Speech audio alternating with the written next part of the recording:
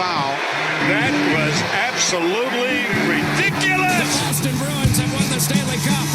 Up on down. Here comes a 1-2 pitch. Red Sox win the World Series. I don't know. It's tough. Tom's up there, man. Being tough.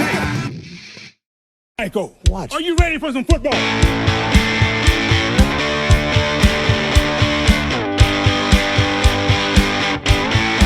I love the Patriots. It's finally back, ladies and gentlemen. The New England Patriots are back, and they are playing the Las Vegas Raiders in Week 1. Is Week 1 a must-win for the New England Patriots? To be honest with you, yeah, I think it is a must-win for the New England Patriots. If you're gonna improve this season, and you want to be known as one of the better teams in the league, and by better teams, I mean playoff teams, you're going to have to beat teams like the Raiders who, let's be honest, don't really have much of an expectation this year. I think that their roster is mid. They'll probably be in the... Oh my god, I almost said lottery. Jesus. NBA season. Come back soon, please. They'll probably be in one of the top 15 picks in the draft again after this season.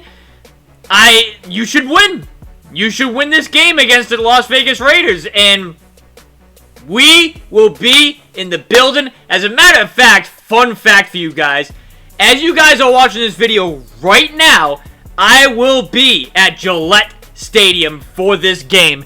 It will be our first Patriots home opener in the last 2 years. We went to go see the Eagles and the Patriots on opening day at Gillette Stadium. Brady had his ceremony, so on and so forth.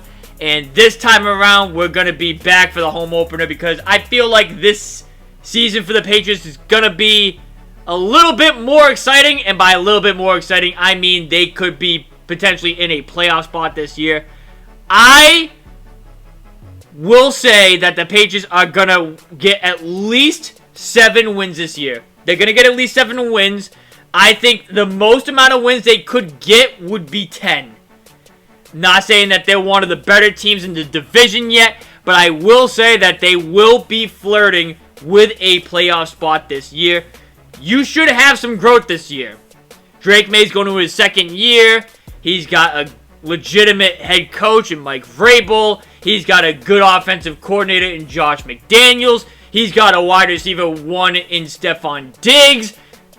He's got a better team this year. The offensive line could still use some work, that's for sure, but I feel like they slightly improved too. But we're going to have to wait and see what happens. I do not want to see under 5 wins again this year. That should not be in question. And if they are in 5 wins or lower this year, huge failure of a season for the Patriots. Successful year will be where I say it is, like the 7 through 10 range win for the Patriots. That will be a successful year for you. That will show some growth. That will show some signs going forward into the future with this team. And you just build around that core. And next year, you'll definitely be in the playoffs if that is the case. But I really think that the playoffs are reasonable this year. I think there's a path for the playoffs this year. I think there's a path for, as Babs on the mic, a.k.a. the Spike King, would say, that red line for you. Again, you're not better than the Bills. Not saying that. Could you be the 2nd best team in this division? Or the 3rd? Sure. Absolutely you could be. But again, you got to win these games.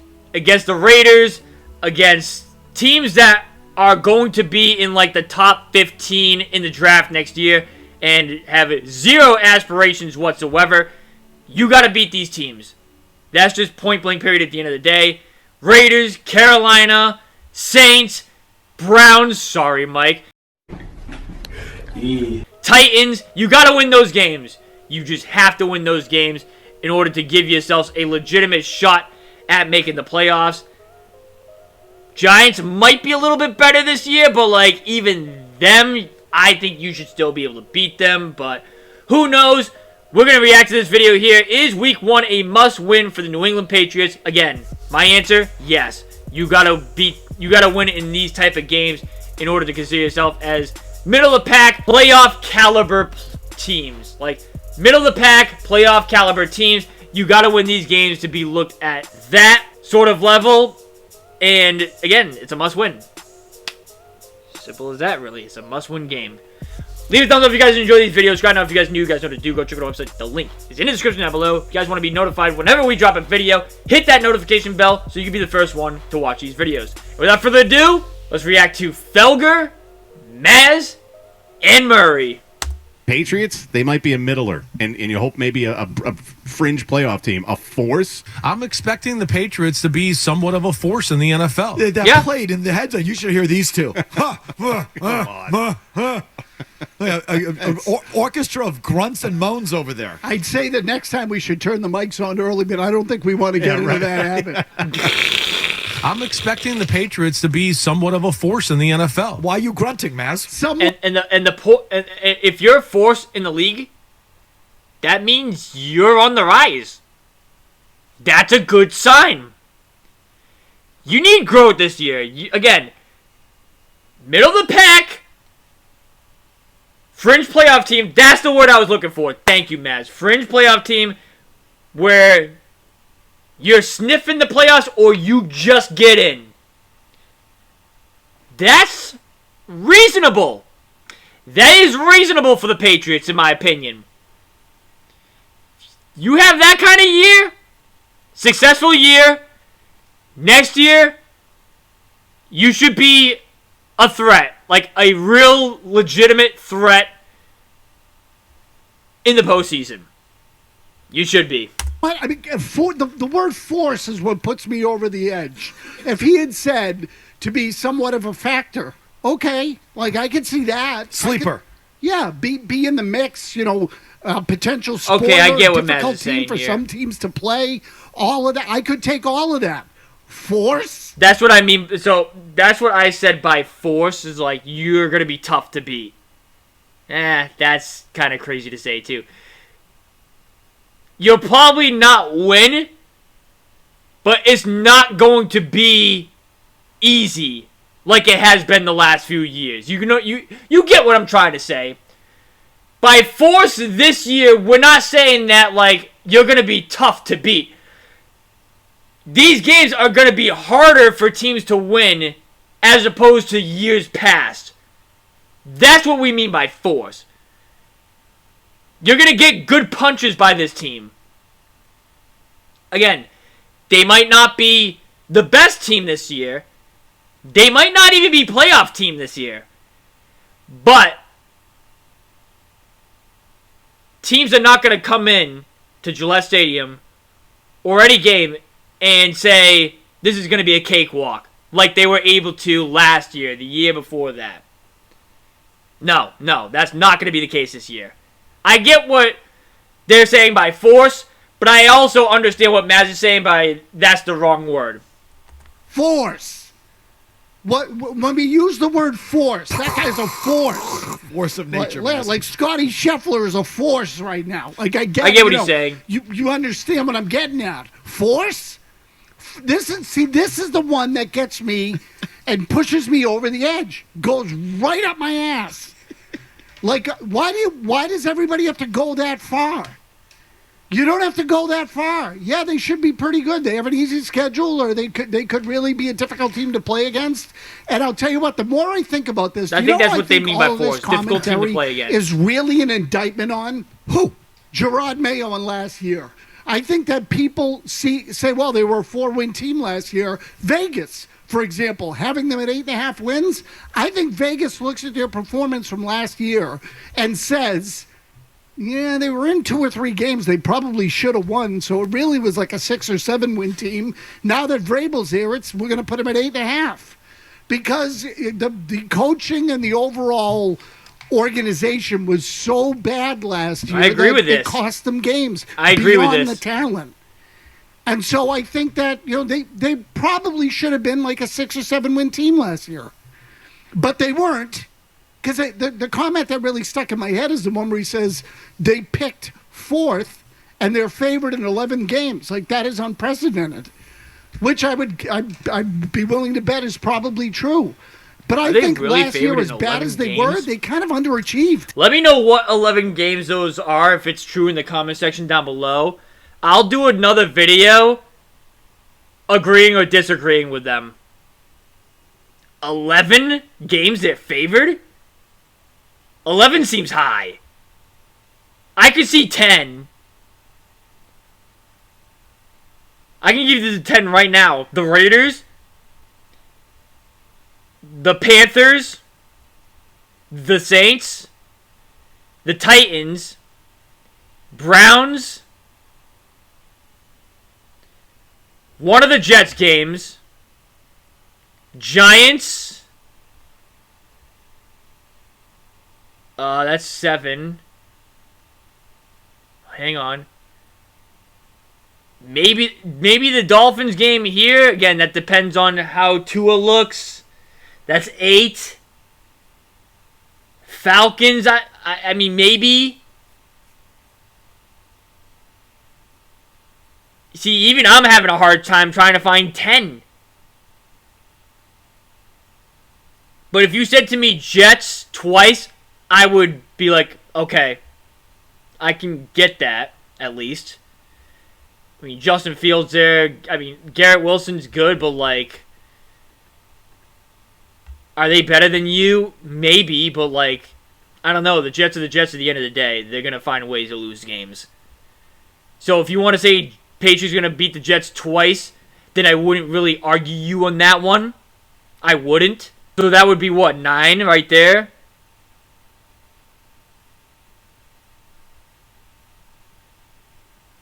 I don't know if you're beating the Steelers. Buccaneers, I don't think so. In Tampa Bay, I don't think you're going to beat them. I see 9. Which one would be the 10th? I don't even know. It's going to have to be against a good team. 11 seems crazy, though. I will say 11. Them favored in 11 games? I can't see it already. Okay, I want to ask a question. What's the difference? Why? And first of all, the statement is, don't you feel the commentary on the Patriots is more frothy what I'll do is I'll go over nationally than it is best locally? case scenario. Unquestionably, especially over the last 2 or 3 weeks. Nationally, I think they're getting Like a ones lot I can of run and legit a lot of see being the deference best case scenario. and a lot of positive sort of prognostications. As Chris Sims evidence right there. They're not just a sleeper. They're not just a threat. They're a force.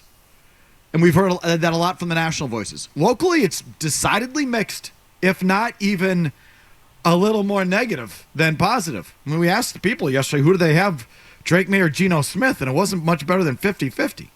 Okay, so why is that? Why is the commentary nationally ahead of the commentary locally? It usually doesn't work that way. Could be wrong. It's usually the opposite. Why do we think that is? That's the question for today to start the show. 617-779-0985. But I just want to do this because this just popped up on my call screen. If this is real, I know. Go ahead. This is like Lazarus. I was just going to, like, hit the callback button or talkback button and ask Jimmy, is this legit? Well, let's find out. Okay, let's. Carlton in Tampa joins us on the line. Carlton, are you there? I'm here.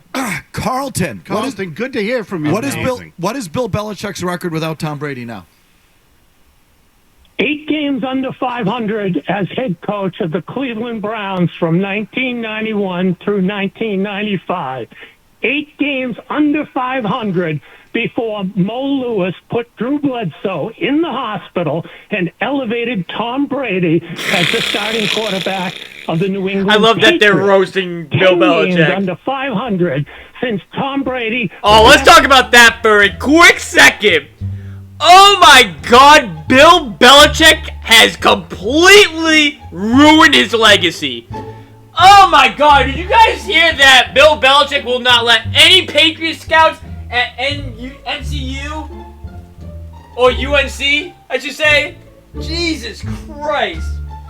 Do you hear that? Bill Belichick will not let Patriot scouts at UNC? Dog. Oh, What a joke, dude. He's an absolute joke. That's why when he did not give Tom Brady the contract that he was asking for, just so he could prove a point and say that, oh, I can win without him. That's why a lot of Patriot fans went to the Brady side. Because at the end of the day, it was Brady who was making the plays and everything else like that, and coming up clutch in those Super Bowls or whatever. Bill wasn't. So for Bill to basically take all of the credit was just blasphemous. Now, Bill... and to get fucking destroyed in his first game at UNC... it was poetic. It was absolutely poetic. You know what I'm saying? You had to die a hero, or you live long enough to see yourself become the villain. Holy shit, Bill Belichick has seen himself become the villain in Foxborough. Shout out to him for everything that he's done pre-2020, but like, damn, that's tough. New England and went to Tampa Bay for greener pastures. And now Bill Belichick has taken his wrecking ball and his gold digger girlfriend and his Tony sycophant buddies down to UNC to ruin their football program. And if somehow Bill Belichick does not come up with a winning record down at UNC this year with that cakewalk of a schedule, he should be fired, the athletic director should be fired, and everybody who had a hand in bringing that guy to UNC for $10 million a year should be fired down there. Now, that said, they're likely to win their next 3 games because the schedule is that easy. But after that, they've got 8 ACC games, one of which is a good team, Clemson, and the rest are mediocre. So there's a chance that Bill Belichick could actually have a winning record down there this year. Carlton, it goes without saying you probably feel vindicated, justified for your commentary all these years. Oh, wait, no, that's today. The only person who enjoyed that game more than okay, I get it. Robert and Jonathan Kraft was Carlton. TCU they lost to.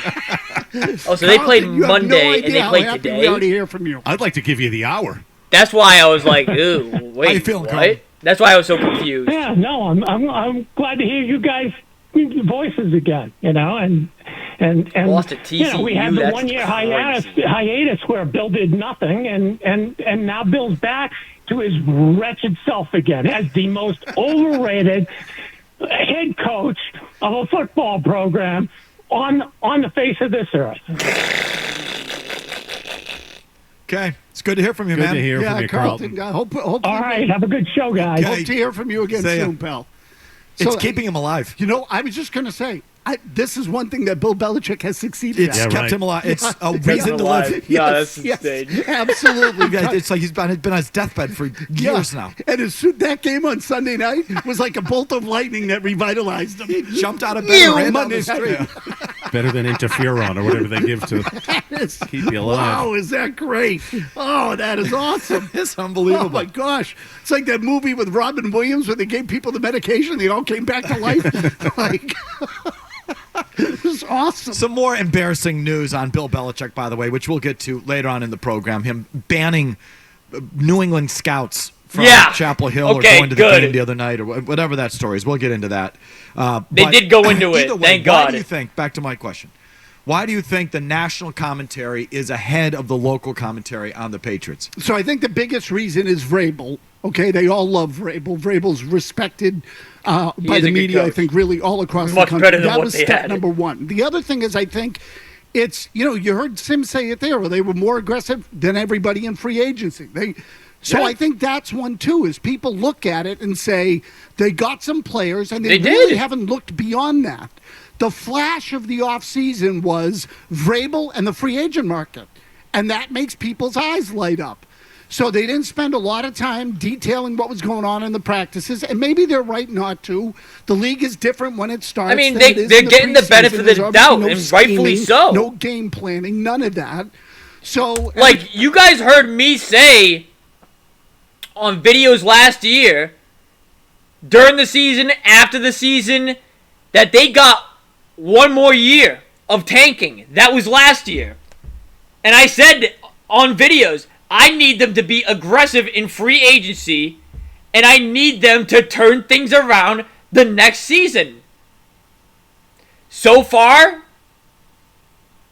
they've done that for the most part. Right? Free agency. We saw how aggressive they were on some of the bigger names in free agency. They filled needs through the free agent market. They got themselves some O-line help in the draft. They did what people said that they should do.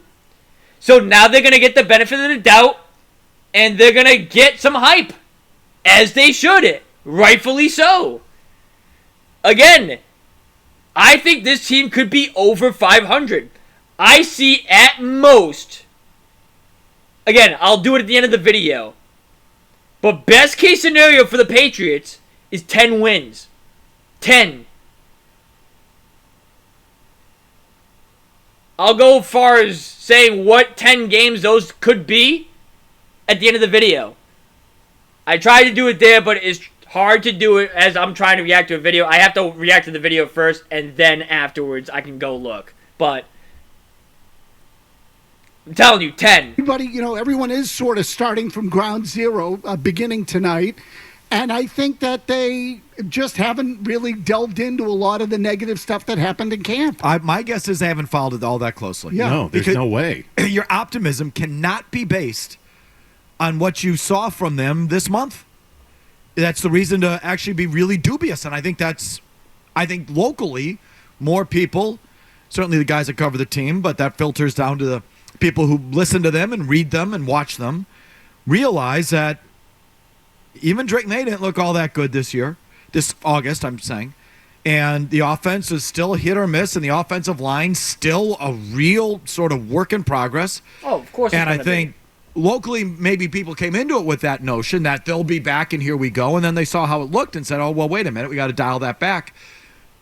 And I think maybe the national people just weren't in tune on the day-to-day. Oh, I'm convinced of it. Yeah, I mean, day-to-day, media here is, they've made their own observations. They watched. It wasn't as tight as they wanted it to be, especially just going back to that Vikings preseason game. But more importantly, locally, those that cover the team day in, day out, what they're hearing within the walls of Gillette Stadium from coaches. It almost feels like in the last 3 weeks, would you agree? Like it's almost like they all got handed talking points. Yes, sir. Of like, hey, by the way, dial this back. 11 wins is not going to be on the table. We might suck.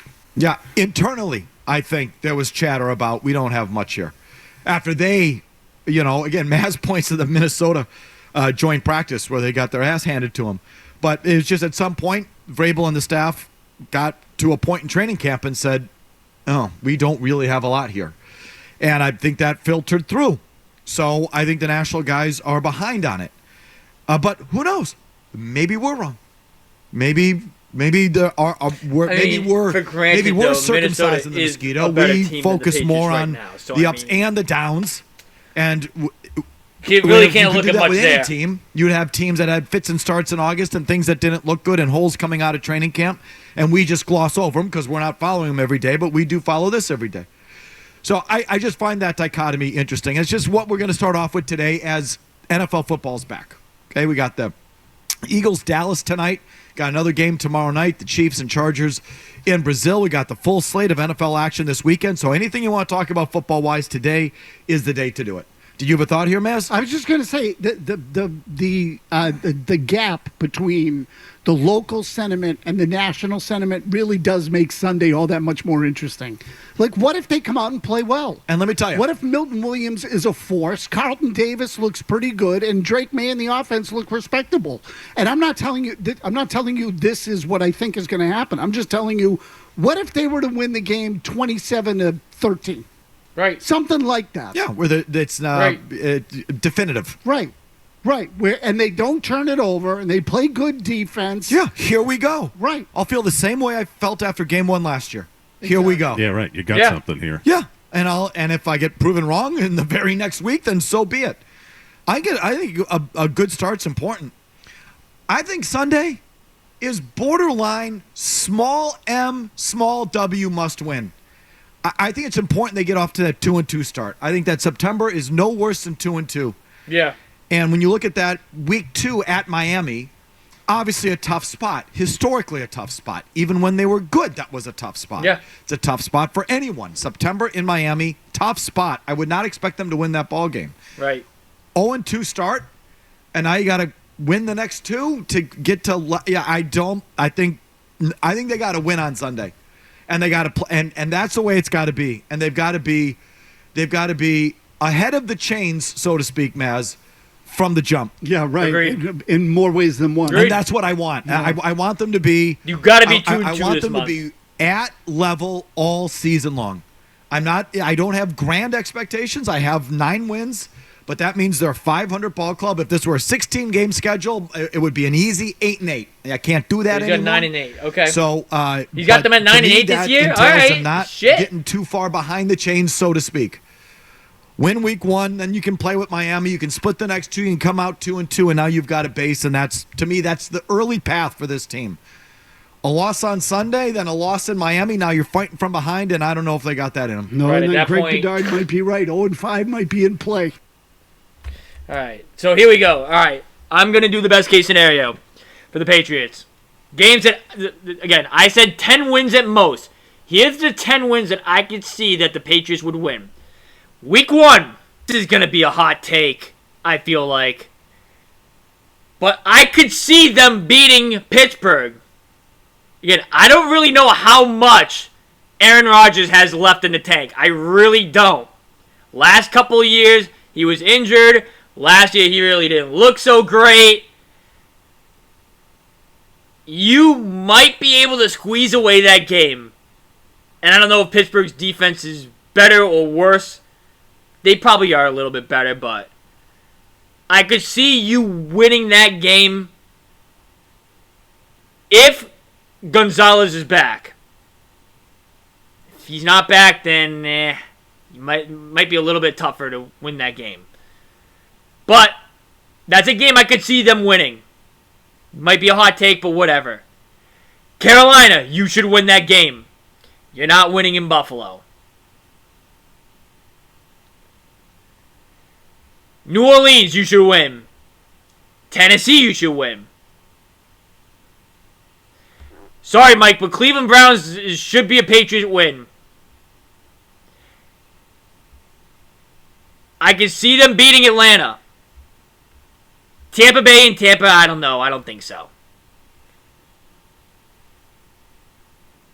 New York Jets at Gillette. Yep, got him there. That's 8 wins.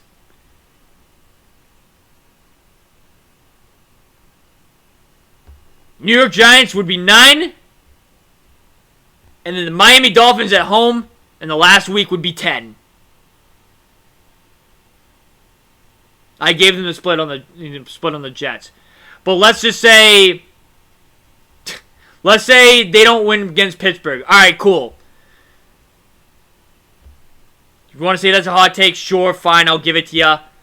But let's say Vegas, Carolina, New Orleans, Tennessee, Cleveland, Falcons, Jets, Giants, Jets again, Dolphins. That's 10. That's doable. That second scenario I just said is a little bit more of a believable path for 10 wins for this team. Falcons are here too. I didn't know that. I thought it was in Atlanta, so that makes it even better of a scenario for the Patriots. But that's going to do it for this video here. Again, 10 wins, I can see this Patriots team winning. 10. 11 seems a little bit high. That's my opinion, but if that's what people are saying, then I don't know if I agree with you on that. 10-7, you should be in contention for a playoff spot at that point. You might make it, you might not make it, but that would be a very good year for the Patriots. 9-8 would be a good year. 8-9, I'll take it. 7-10, you're really pushing with me, but I'll be okay with it. So, that's going to do it for this video here. Leave a thumbs up if you guys enjoyed. Subscribe now if you guys new. You guys know what to do. Go check out the website. The link is in the description down below. If you guys want to be notified whenever we drop a video, hit that notification bell so you can get the first one to watch these videos. Thank you guys for watching this one. It's been your boy Jesse, and we'll see you guys in the next video, which will be the Patriots home opener. Later, guys.